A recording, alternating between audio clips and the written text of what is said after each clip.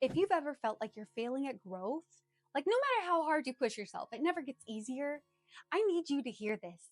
You're not the problem. The way we've been taught to grow is.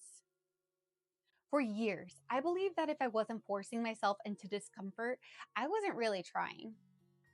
I remember back when I used to work in retail and I was a store manager for the very first time in my early 20s.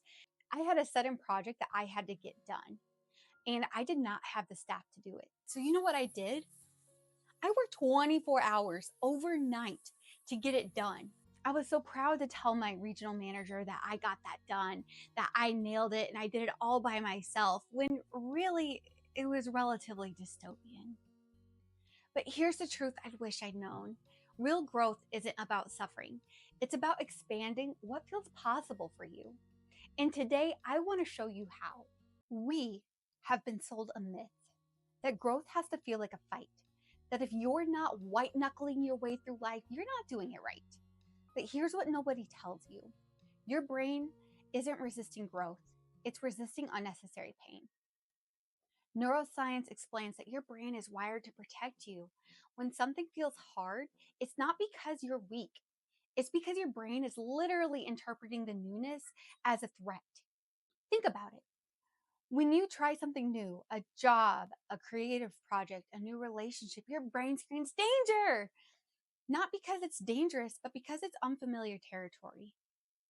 I remember last year, my pen pal from the Netherlands was coming to visit the United States. I hadn't seen him in years, but he was a friend of over a decade. He had invited me to come visit him and his girlfriend in Florida, which is a state as far away as you can get from me. Additionally, he wanted to go to the Everglades, which I was fully prepared to go my whole life without ever visiting. I had no need to see a prehistoric creature that my pen pal was very obsessed with. I was scared. I was scared of flying. I was nervous about spending time with my pen pal because he hadn't seen me in years and I gained a lot of weight. I was worried I would be judged. I was also worried that myself, who is a natural introvert, wouldn't be able to keep up socially with his extroverted golden retriever personality. But I pushed through, despite my anxiety and despite how nervous I was at the airport, that I was going to miss my flight, that I got something wrong, that I would get lost. I visited my friend, and I'm so glad I did. I got to meet probably his future wife, and we made so many memories together. I got to kayak on the ocean and see sunset over the waters. I got to ride a boat through the Everglades and see crocodiles up close. I even conquered my fear of crocodiles through education alone. It turns out that they're instinct driven puppies, and as long as you respect where they are, you'll be fine. Probably. Would I suggest going to go pet a crocodile? Probably not. But neither here or there. That unfamiliarness that I overcame, that isn't a flaw. It's biology. And once you understand it, you can work with it versus against it. So, how do we grow without the struggle? We grow by rewiring our approach. And here's what works. Growth isn't going to happen when you're terrified. It's going to happen when it's safe enough to explore. I remember last year when I was very overweight going to the gym by myself for the first time. I was so embarrassed because of how big I was and how new to the gym I was. I was surrounded by all of these beautiful, very fit people, and I felt so out of place. But what I did is I started on the treadmill and I focused on building my endurance until I felt confident enough to strut my way through that gym, knowing that everybody else was there for the same thing, to be a healthier version of themselves. You have to build trust within yourself. The discomfort you feel isn't a sign that you're failing. It's just your brain's learning curve. Next time you feel resistance, say, this isn't hard, it's just new. When I first read self-improvement books and started on my self-improvement journey, I was stressed.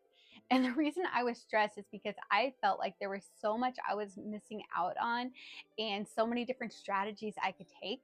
I just was overwhelmed.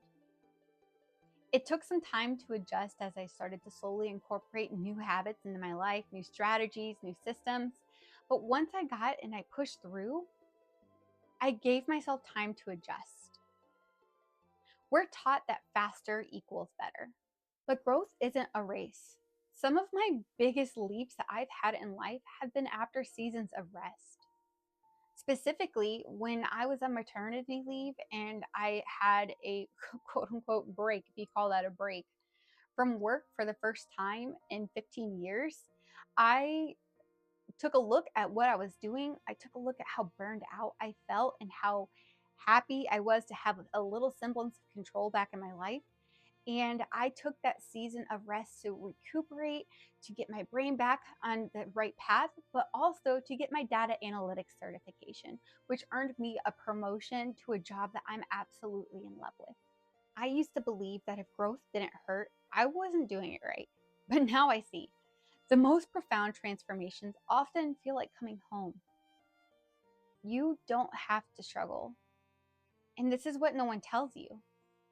The life you want isn't on the other side of suffering. It's on the other side of gentleness, of trusting yourself enough to expand without breaking.